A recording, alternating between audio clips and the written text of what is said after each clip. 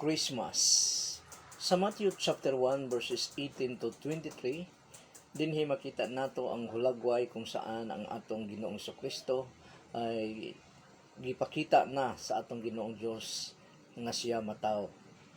O karon ay last week na sa November, so sa sunod semana ay sugod na ang mga adlaw tibuok bulan ng Disyembre o pag Disyembre ang pag-usapan, ang pinakasentro ni anang adlaw o ni anang bulana ang ga-celebrate sa tanang mga Kristohanon sa mga sulok sa mundo ang Christmas.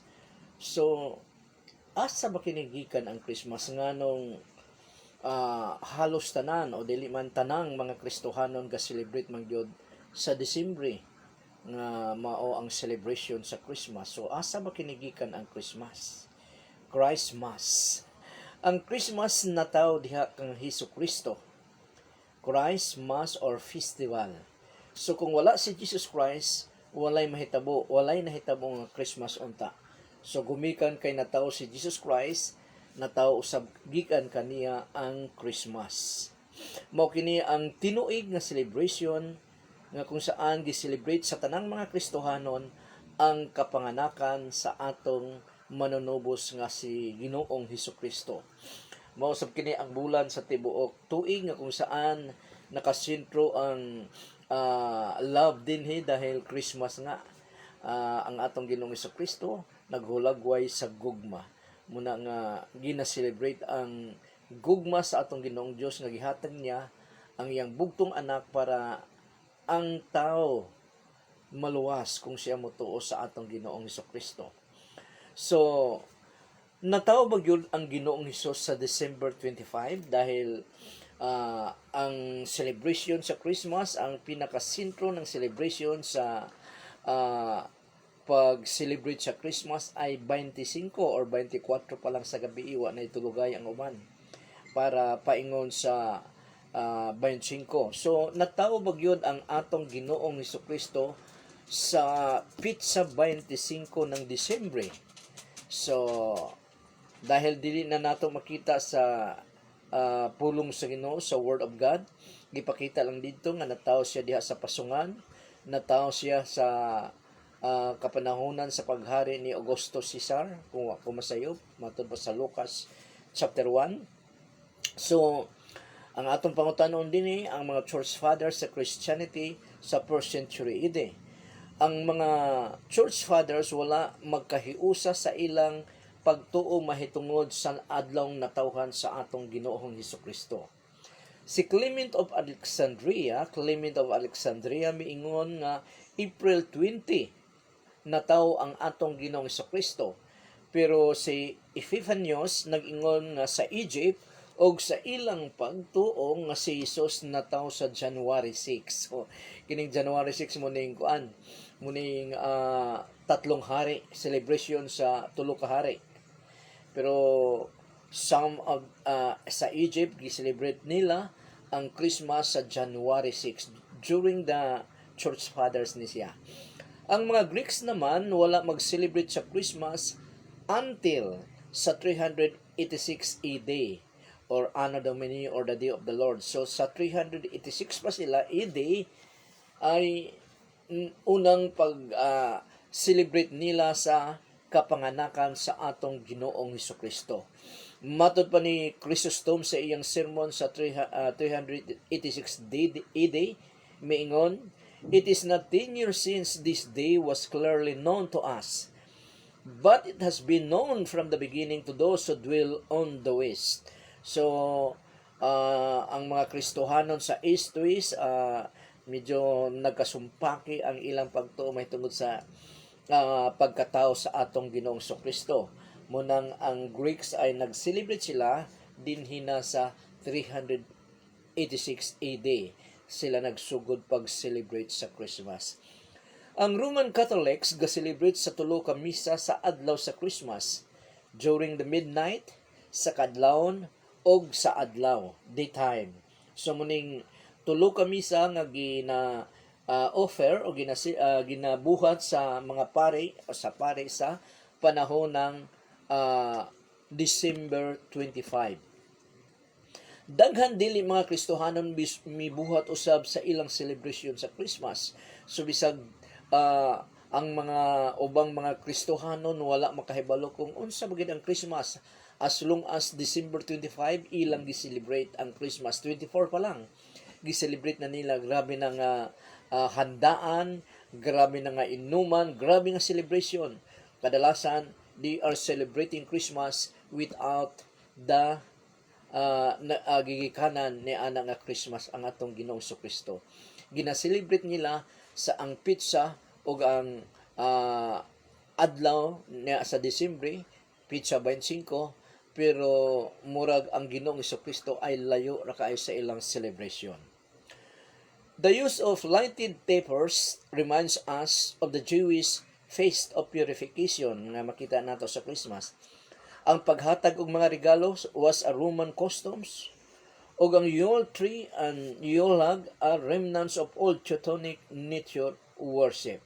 So dili lang nagsugod sa kapanganakan sa atong Ginoong Kristo ang mga bahagi o mga bahin sa Christmas nga gi-celebrate, kung dili wala pa na tawo ang atong Ginoong Kristo, doon na nay mga pagtuo, doon na nay mga religion or doon na religion nga naga-celebrate niini pagan religion.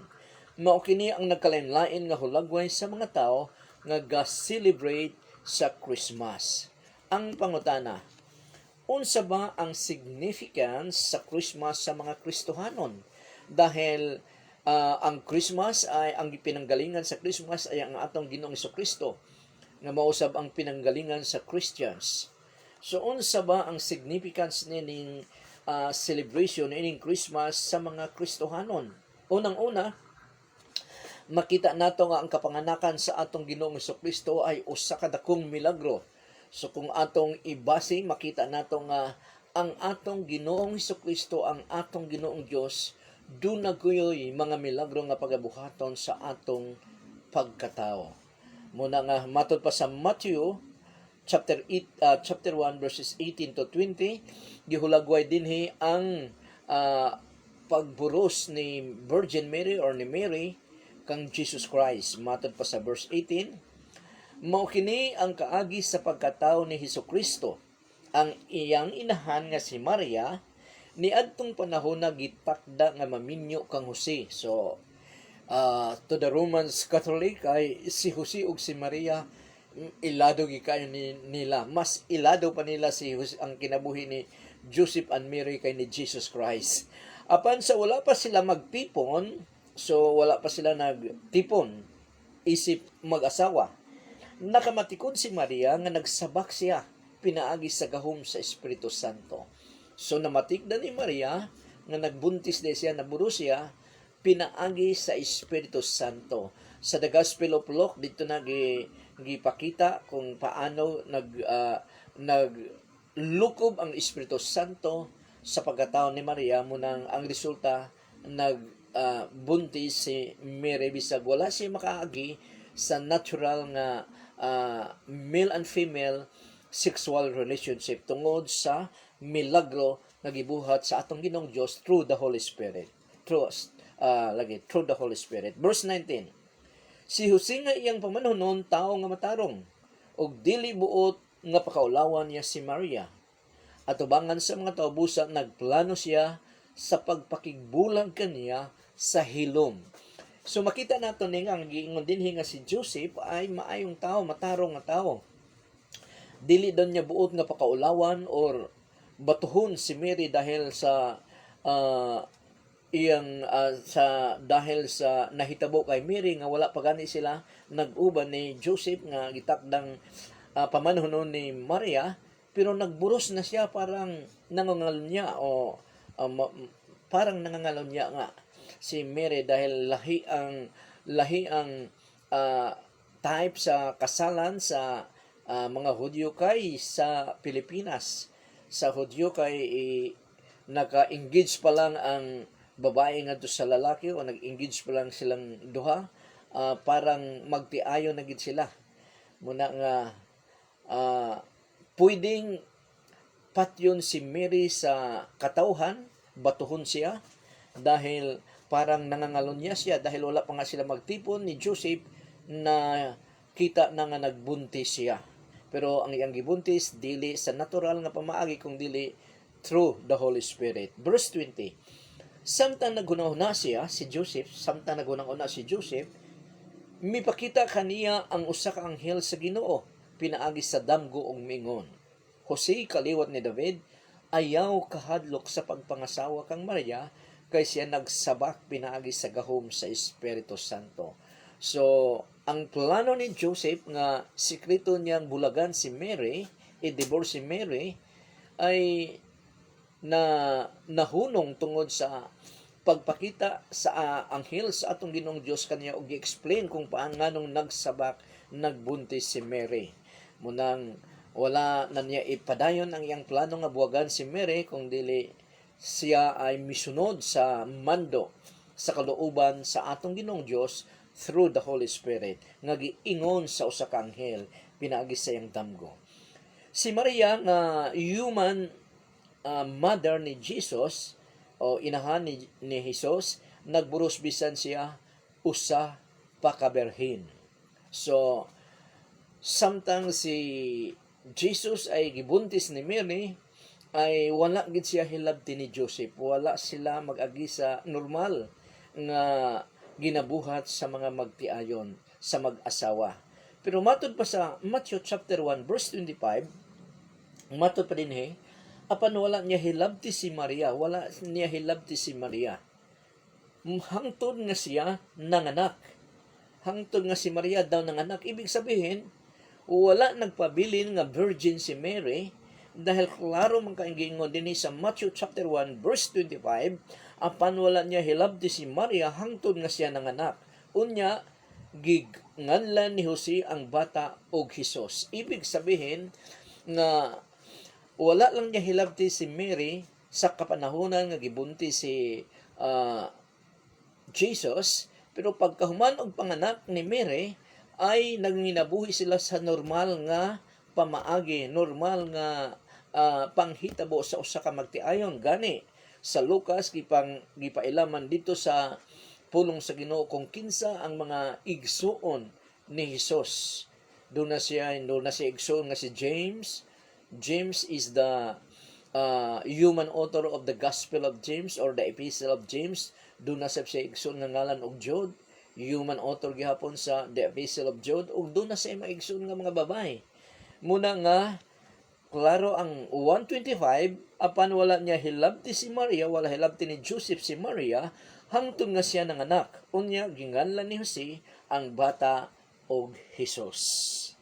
Bisan ang pagburos ni Mary, imposible kaayo nga mahitabo. Pero matod pa sa anghel sa Lucas chapter 1 verse 37, kay mahimo man sa Dios ang tanan. Matod pa sa English, there's no impossible in God, there's no impossible. Ang tanan mahimo sa atong Ginoong Dios. Busa bisag dili mahimo sa usa ka tawo, nahimo sa atong Ginoong Dios nga nang magbuntis si Mary pinaagi sa gahom sa Espiritu Santo. Sa tanang dunay pagtuo nga pwedeng mahitabo, makahimo og milagro ang Dios sa ilang kinabuhi parehas ni Mary nga nagsabak bisan wala siya nakaagi sa normal nga pamaagi sa male and female relationship, pero nagbuntis gyapon siya. Milagro nga dako, milagruhan gayud sila sa Ginoo tungod sa ilang pagtuo. Pero doon na usay expectation yang pagtuo nga makuha niyang usa ka butang, pero kung dili ihatag sa Ginoo, di gid kini niya maangkon. Matod pa sa pulong sa Ginoo, confident ang usa ka Kristohanon nga maangkon niya iyang giampo, ang butang nga iyang giampo nga madawatan niya kung kini ay kabubuton sa atong Ginoong Dios. Muna nga bisag unsaon natong influensya ang atong Ginoong Dios nga makuha nato ang gusto nato, if it is contrary sa will sa atong Ginoong Dios, ambot lang kung makuha ba kanya, murag dili gayod. Maliban lang kung ihatag sa atong Ginoong Dios niya anang tawo nga nangayo nga contrary sa will sa atong Ginoong Dios, pero kung makuha niya, maihatag sa atong Ginoong Dios, dunay consequences nga dili maayo gayod. So sa mga walay pagtuo sa Ginoo, dili usab ang Dios mohimo og milagro kanila tungod kay wala man sila'y pagtuo ug ang ilang gi-expect mauman ang ilang kakayahan. Mao gina wala gani sila motuo. So sa mga tao nga wala motuo sa atong Ginoong Hesukristo, simple lamang nga dili sila motuo sa milagro sa atong Ginoong Hesukristo, sa atong Ginoong Dios, dahil ang ilang na-achieve, ang ilang nakuha sa ilang paningkamot, pinaagi sa ilang paningkamot o dili pinaagi sa tabang sa Ginoo. Muna nga ang tao nga wala motuo sa Ginoo, dunay mga kwartahan nga mga tao, dunay dagko ang mga achievements, pero dili ibig sabihin nga ang atong Ginoong Hesukristo, ang atong Ginoong Dios ang naghatag nini, kini ay bunga sa ilang paningkamot. Matod pa sa atong sa pulong sa Ginoo through Apostle Paul, kung unsa ang imong itanom, siya ang imong aanihon. Matod pa sa Galatians chapter 6 verse 7, kung wala ko magkamali o masayop. Pero ang context dito ay mahitungod sa mga spiritual nga butang. Kung ang imong gidesire ay kalibutanong mga butang kontrary sa kalooban sa atong Ginoong Dios, sa atong Ginoong Kristo, ang imong anihon ay eternal destruction. Ngunit kung imong gidesire sa imong pagkatao ay mga espiritual nga butang, magid ang kagustuhan sa atong Ginoong Kristo, ang imong anihon ay eternal life. So, sa Mark chapter 6 verses 5 to 6, makita natin din ang hulagway kung saan pag ang usa ka tawo mutuo, madawat gid niya ang iyang gipangayo nga iyang gituhan according sa will sa atong Ginoong Kristo. Mao kana nga matod pa sa Mark 6:5, mao kana nga wala siya makabuhat og mga milagro ni adtong lugara. Gawas lang sa pipila ka mga masakiton nga iyang gipandungan sa iyang mga kamot og nangaayo. So kakaunti lang ang nahil sa mga may sakit sa lugar ng baning lugar banda. Kana man siguro sa lugar sa iyang giistihan sa bandang Galilee. Gawas lang daw sa pipila ka mga masakiton nga iyang gipandungan siyang kamot og naayo kini. Matod pa din sa verse 6, natingala siya, kinsa natingala si Jesus Christ. Natingala si Jesus nga dili sila mutuo kaniya. So, nagwonder siya kung nganong dili sila magtuo kaniya. Unya miadto si Jesus sa mga kabaryuhan og nagtudlo. Mao na nga kung wala ang usa ka tawo wala motuo sa atong Ginoong Kristo, dili gid siya moduol sa atong Ginoong Kristo kay wala man siya motuo. So muna nga dili gid siya magkaroon ng milagro sa atong Ginoong Kristo, sa atong Ginoong Dios, kay simpre wala man siya motuo niini. Busa tuo gayud sa Ginoo anon siya mahimuot kanimo og masaksihan mo ang milagro nga iyang pagahimuon sa imong kinabuhi. Matod pa sa Hebrew chapter 11 verse 6, ang tao nga walay pagtuo dili gayon makalipay sa Dios. So, importante kaayo ang pagtuo sa usa ka tawo. Dahil kung usa ka tawo walay pagtuo sa atong Ginoong Kristo, sa atong Ginoong Dios, dili gid niya mahatagan og kalipay ang atong Ginoong Dios. Kay mao na ang giingon sa iyang written word nga ang tawo nga walay pagtuo dili gayon makalipay sa Dios.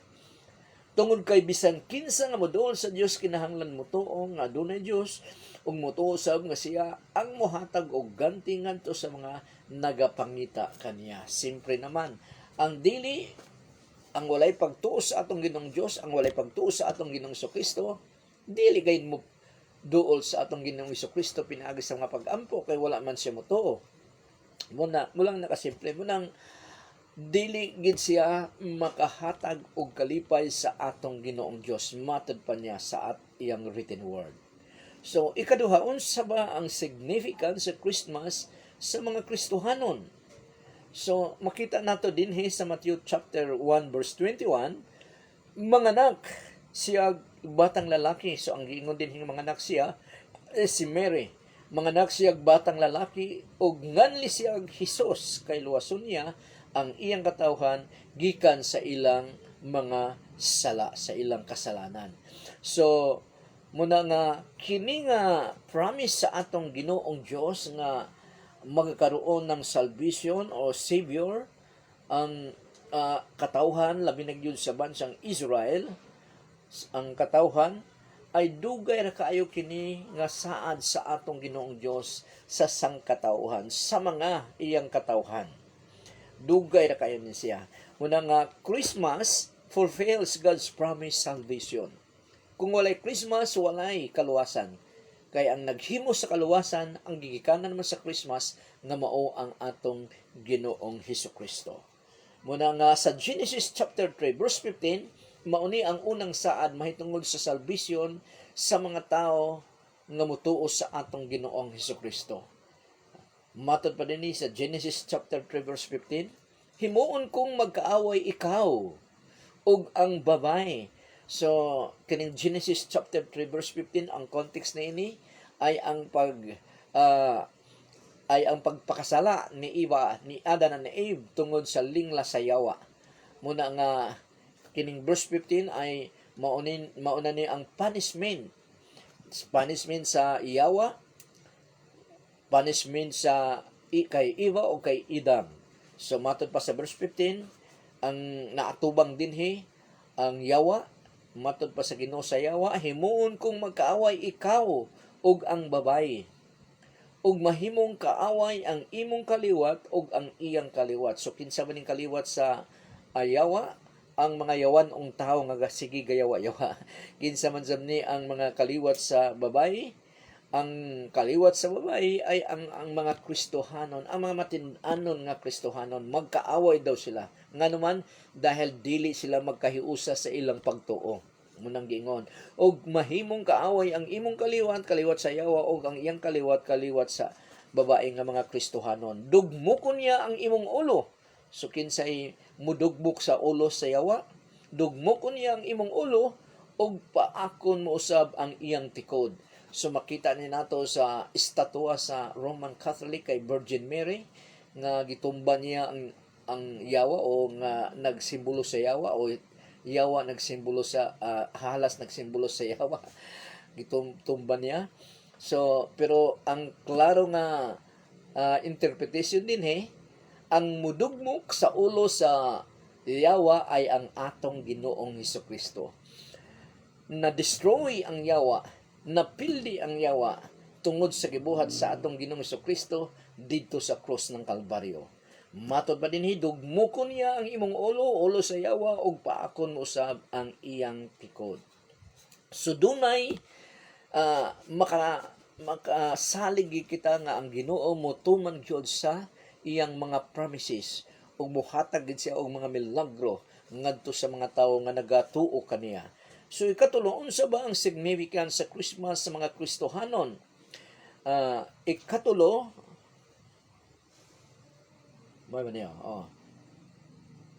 ikatulo, Christmas fulfills God promise nga siya magpuyo sa iyang katawhan. So sa Old Testament, sa iyang katawhan nga bansang Israel, ang ilang makita dito ay ang presensya lamang, o ang ilang mabati dito, ang kauban nila ay ang presensya lamang sa Ginoo, not literal, kundi presensya lamang dito sa templo. O walay lain na dito nila makita sa magwan sa Holy of Holies, dahil ang presensya sa Ginoo nagpuyo sa templo nga gibuhat ni Solomon matod pa sa atong Ginoong Dios. Muna nga pag-abot sa New Testament, nung natao ang atong Ginoong Hesukristo, niining higayon na nakauban na gid nila ang atong Ginoong Dios through Jesus Christ nga literal.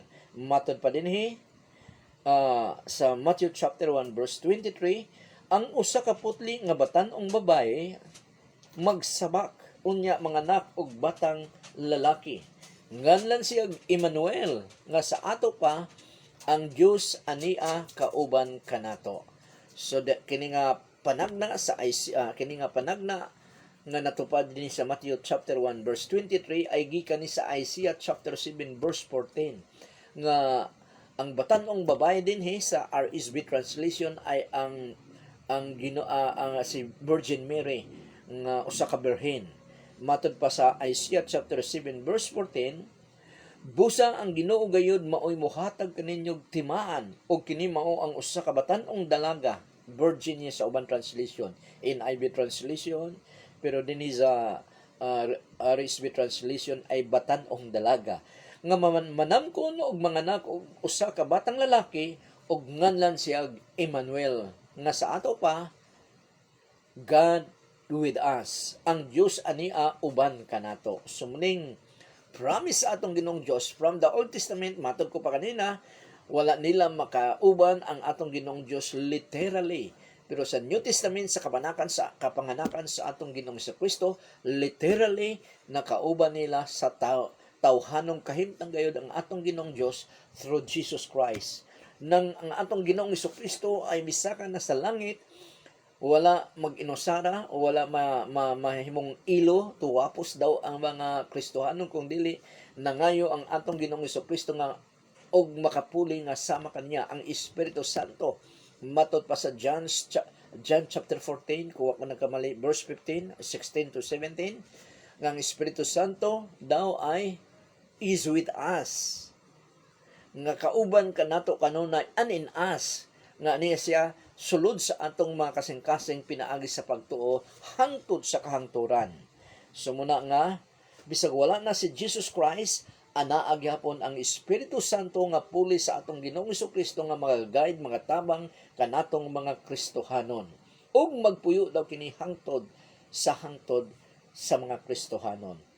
Iyon na nga na, samtang doon na pa'y Kristohanon ining kalibutan naa ang Espiritu Santo nga magaguide, magaconvict, magatabang ug uban pa. Bisag wala nato siya nakita sa atong naked eyes, pero ang pangako, ang saad sa atong Ginoong Dios dili gyud mabali. Bisag wala nato maramdami, wala nato ma-feel, pero sigurado dahil saad kini sa atong Ginoong Kristo, kauban gid nato siya. So mao kini ang hulagway sa Christmas. Mao kini ang gigikanan sa Christmas, ang atong Ginoong Kristo. Ang Christmas ay natawo diha sa atong Ginoong Kristo. Kung wala matawo ang atong Ginoong Kristo, walay Christmas nga pag-i-celebrate sa mga Kristohanon. Bisan ang ubang mga tao, Kristohanon, professing Christian, ay celebrate nila ang atong ang Christmas without the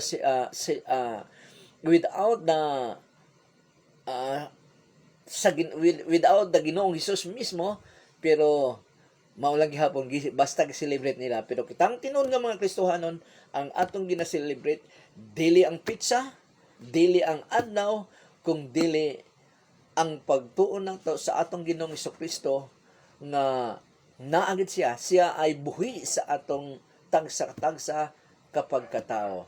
Siya ay nagatabang kanato. Siya ay gihatag niya ang iyang kaugalingon.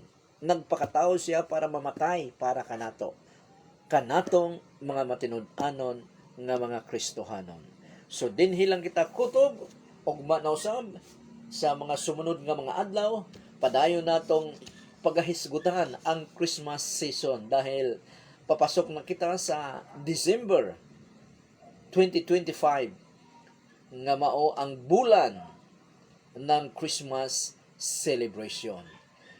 Sa uban nga gustong mo celebrate sa Christmas, tanan magita mo celebrate sa Christmas, dili ta mangayog regalo sa uban kay dili man ta mao ang nag-celebrate sa Christmas, ang nag-celebrate sa Christmas. Ang nag-celebrate nga insakto ang birthday ni anang bulana ang atong Ginoong Hesukristo man. So siya ang hatagan nato og regalo, dili kita mangayo og regalo. Siya ang atong hatagag regalo kay siya man ang atong celebrate kay natawo man siya sa panahon sa Christmas. So maayong gabi sa tanan og salamat sa inyong pagpananaw ni ini nga hamubo nga pagtulunan about Christmas. So, ang Ginoo ang manalangin kaninyong tanan. Salamat kay Ginoo sa tanan nga nagatan-aw niini. Bless them, O Lord God, beyond their expectation, Panginoon, financially, physically, relationally, and most especially, spiritually, Ginoo. Bless them, O Lord God, in Jesus' name. Amen, amen. Maayong gabi sa tanan. Bye-bye.